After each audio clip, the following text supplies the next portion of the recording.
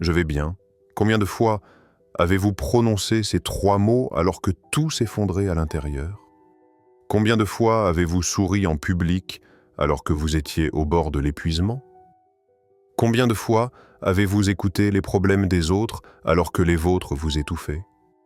Si ces questions résonnent en vous, vous connaissez peut-être le syndrome de la femme forte. Ce fardeau invisible que des millions de femmes portent sans même réaliser qu'il les emprisonne. Carl Jung, le grand psychologue suisse, aurait identifié cela comme une manifestation tragique de ce qu'il appelait la persona, ce masque social que nous portons jusqu'à oublier qui nous sommes vraiment. Le syndrome de la femme forte n'est pas une maladie mentale diagnostiquée, mais un schéma psychologique profondément ancré où les femmes croient qu'elles doivent tout supporter, tout résoudre, tout porter, sans jamais montrer de vulnérabilité. Cette croyance ne naît pas du vide. Elle est construite par des années de conditionnement social, de messages culturels et d'attentes familiales. Dès l'enfance, beaucoup de femmes apprennent qu'être bonne signifie être disponible, compréhensive, patiente, et surtout, jamais un fardeau pour les autres. On leur enseigne que leurs besoins viennent en dernier, que demander de l'aide est de la faiblesse, que montrer de la vulnérabilité est de l'échec. Dans la vidéo d'aujourd'hui, nous allons décoder ce syndrome à travers le prisme de la psychologie jungienne. Comment cette force apparente devient-elle une prison? Pourquoi tant de femmes s'épuisent-elles à porter le monde entier? Et surtout, comment retrouver votre authenticité sans culpabilité? Restez jusqu'à la fin, car je partagerai l'insight le plus libérateur de Jung sur la vraie force féminine. Celle qui ne nécessite pas de sacrifice de soi, mais naît de l'intégration complète de qui vous êtes.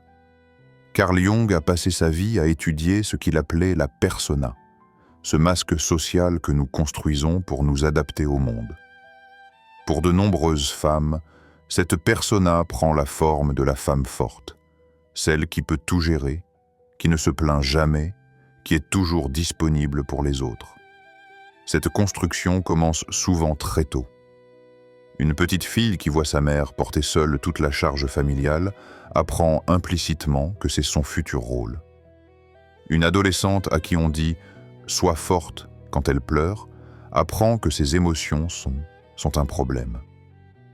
Une jeune femme qui réussit professionnellement en cachant ses doutes apprend que la vulnérabilité est incompatible avec le succès.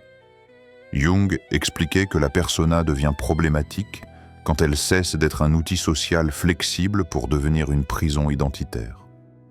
Vous ne portez plus le masque de la femme forte. Vous croyez que vous êtes ce masque. Cette confusion entre persona et identité authentique crée une fracture psychologique profonde. Le conditionnement social renforce constamment ce masque. Les médias glorifient la boss babe qui jongle entre carrière, maternité et vie sociale sans transpirer. Les réseaux sociaux célèbrent les femmes qui ont tout sans montrer le prix psychologique qu'elles peinent. La culture populaire présente la vulnérabilité féminine comme de la faiblesse plutôt que comme de l'authenticité. Ce qui rend ce masque particulièrement insidieux, c'est qu'il est souvent récompensé. Quand vous êtes celle qui résout tous les problèmes, les gens vous admirent. Quand vous ne demandez jamais d'aide, on vous considère comme indépendante. Quand vous cachez votre épuisement, on vous félicite pour votre énergie. Ces récompenses sociales renforcent le masque jusqu'à ce qu'il devienne votre seule façon d'exister. Mais Jung nous avertissait que vivre uniquement à travers la persona conduit inévitablement à ce qu'il appelait une crise d'identité. Ce moment où vous réalisez que vous ne savez plus qui vous êtes sous le masque. Dans la théorie jungienne, l'ombre représente tous les aspects de nous-mêmes que nous refoulons parce qu'ils sont jugés inacceptables.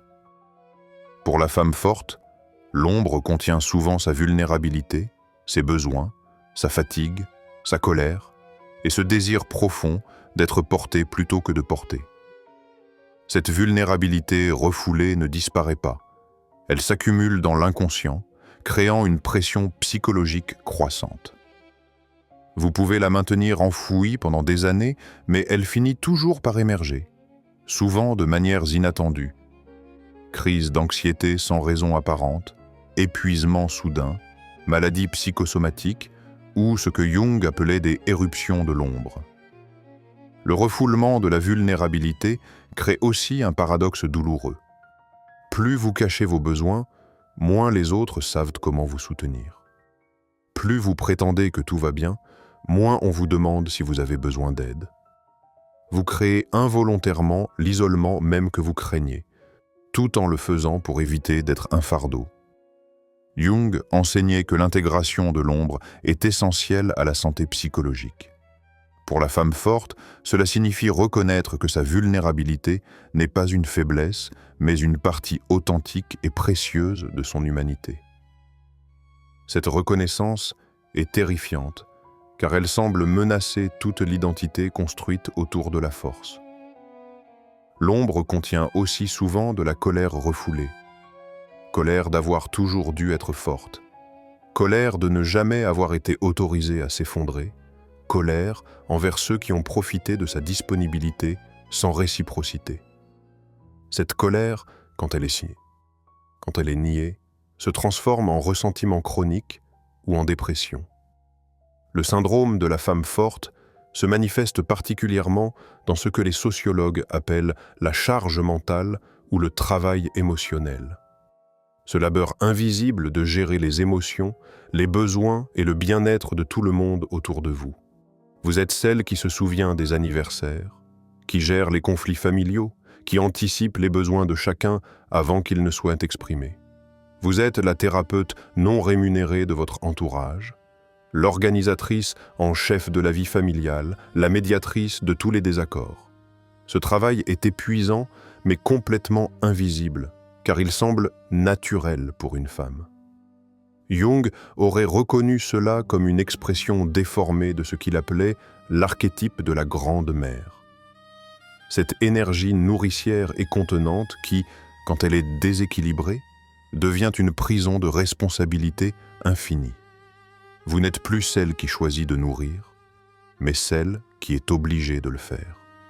Cette charge émotionnelle crée un épuisement particulier que le repos physique ne peut pas guérir. Vous pouvez dormir 8 heures et vous réveiller encore fatigué parce que votre psyché n'a jamais eu de répit. Même dans vos moments libres, une partie de vous reste en alerte, anticipant le prochain besoin, le prochain problème, la prochaine personne qui aura besoin de votre soutien. Le plus insidieux est que cette charge devient si normale que vous ne la reconnaissez plus comme un fardeau. Quand quelqu'un suggère que vous en faites trop, vous minimisez « ce n'est rien, je gère, c'est normal ».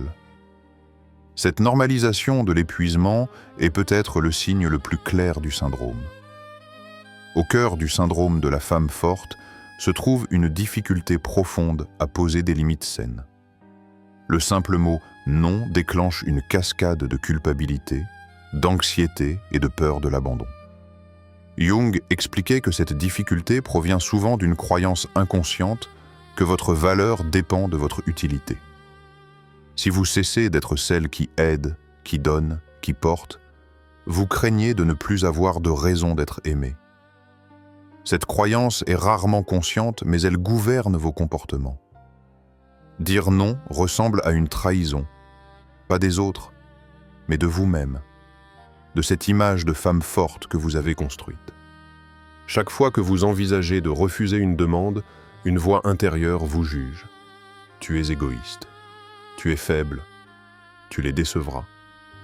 Cette voix est l'internalisation de toutes les attentes sociales que vous avez absorbées. Le paradoxe est que votre incapacité à dire non ne protège pas vos relations. Elle les déséquilibre. Les relations saines nécessitent une réciprocité que vous ne permettez jamais d'établir. En donnant constamment sans recevoir, vous créez des dynamiques de dépendance où les autres s'habituent à votre disponibilité sans en reconnaître le coût. Jung nous enseigne que les limites saines ne sont pas de l'égoïsme mais une nécessité psychologique. Sans frontières entre vous et les autres, vous perdez le sens de où vous finissez et où il commence. Cette confusion des limites conduit à ce que Jung appelait la participation mystique, une fusion psychologique qui efface votre individualité. Le coût psychologique de porter constamment le masque de la femme forte est immense et souvent sous-estimé. Jung parlait de névrose qui se développe quand nous vivons trop longtemps en désaccord avec notre nature authentique. Ce syndrome crée plusieurs manifestations de souffrance psychologique. D'abord, l'épuisement émotionnel chronique, cette fatigue qui ne disparaît jamais, même après des vacances. Votre système nerveux reste en état d'alerte permanent, anticipant constamment les besoins des autres. Cette hypervigilance émotionnelle est épuisante, mais vous ne savez plus comment l'éteindre. Ensuite, le sentiment croissant de vide intérieur. Vous avez passé tant d'énergie à répondre aux besoins des autres que vous avez perdu contact avec vos propres désirs, vos propres rêves, votre propre voix. Quand quelqu'un vous demande « Qu'est-ce que tu veux vraiment ?», vous réalisez que vous ne savez plus. L'anxiété devient aussi un compagnon constant.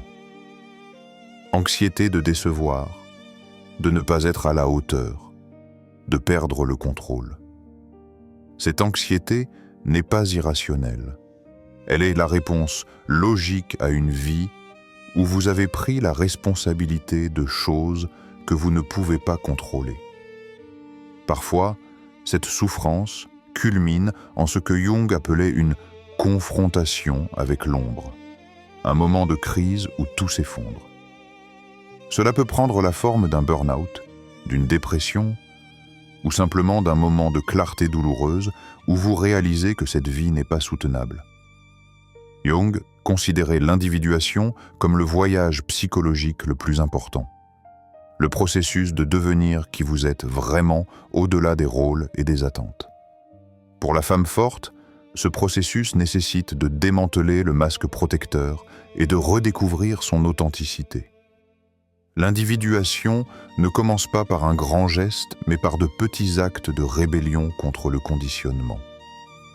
Peut-être dites-vous non à une demande pour la première fois. Peut-être admettez-vous que vous êtes fatigué au lieu de prétendre que tout va bien. Peut-être permettez-vous à quelqu'un de vous voir pleurer.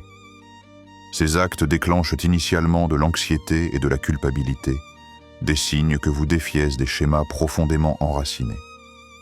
Jung nous rassure que cet inconfort est nécessaire. La transformation authentique est rarement confortable, mais elle est toujours libératrice. L'individuation pour la femme forte implique aussi de redécouvrir ses propres besoins et désirs. Cela commence par des questions simples mais profondes. Qu'est-ce que je veux vraiment? Qu'est-ce qui me nourrit? Qui serais-je si je n'avais pas à prendre soin de tout le monde?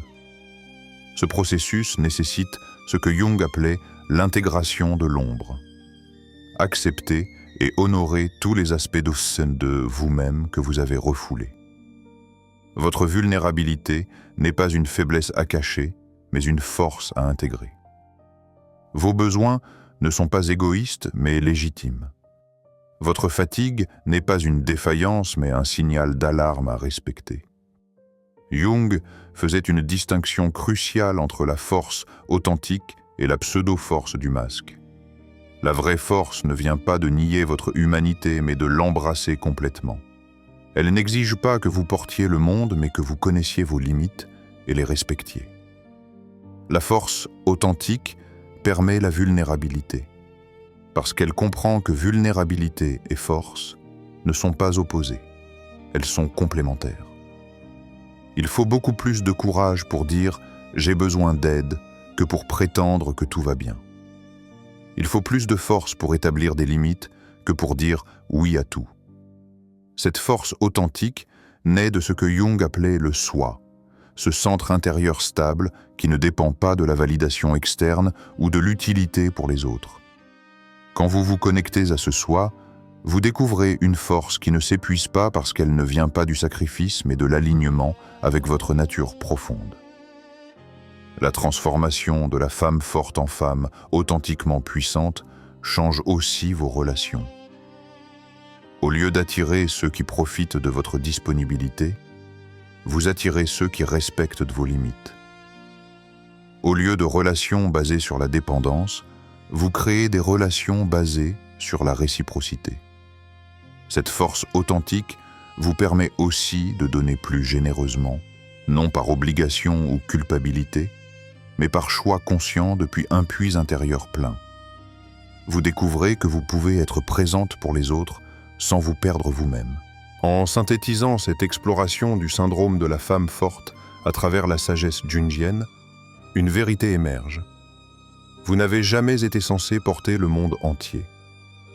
Ce fardeau que vous portez depuis si longtemps, personne ne vous l'a vraiment demandé de porter. Vous l'avez pris parce qu'on vous a appris que votre valeur dépendait de votre utilité. Jung nous enseigne que la vraie libération commence quand vous reconnaissez que ce masque de force perpétuelle n'est pas qui vous êtes, mais ce que vous avez cru devoir être pour être aimé. Sous ce masque se trouve votre vraie nature, vulnérable, fatiguée parfois, mais aussi joyeuse, créative, et digne d'être aimée sans condition. Poser ce fardeau n'est pas abandonner les autres, mais vous choisir enfin. C'est reconnaître que vous ne pouvez donner authentiquement que depuis un espace de plénitude intérieure, pas d'épuisement chronique. C'est comprendre que dire non à certaines demandes vous permet de dire un oui authentique à ce qui compte vraiment. Le processus d'individuation que Jung décrivait n'est pas égoïste, c'est nécessaire. En devenant qui vous êtes vraiment, vous ne trahissez personne. Au contraire, vous offrez au monde la version la plus authentique et puissante de vous-même. Si aujourd'hui vous portez le masque de la femme forte jusqu'à l'épuisement, sachez ceci. Vous avez la permission de le retirer. Vous avez le droit d'être humaine, faillible, fatiguée. Vous avez le droit de demander de l'aide, de poser des limites, de prioriser votre bien-être. Ces droits ne sont pas égoïstes. Ils sont fondamentaux à votre santé psychologique. La vraie force n'est pas de tout supporter seul. La vraie force est de reconnaître que vous méritez le même soin, la même compassion, le même soutien que vous offrez si généreusement aux autres. Cette reconnaissance est le début de votre libération. Carl Jung a écrit « Je ne suis pas ce qui m'est arrivé, je suis ce que je choisis de devenir. » Vous avez le pouvoir de choisir de devenir autre chose que le masque de la femme forte. Vous pouvez choisir l'authenticité, la vulnérabilité et la vraie force qui naît de l'acceptation complète de votre humanité. Et quand vous ferez ce choix, vous découvrirez quelque chose de merveilleux. Vous n'avez jamais eu besoin de porter le monde pour mériter l'amour. Vous l'avez toujours mérité simplement en existant.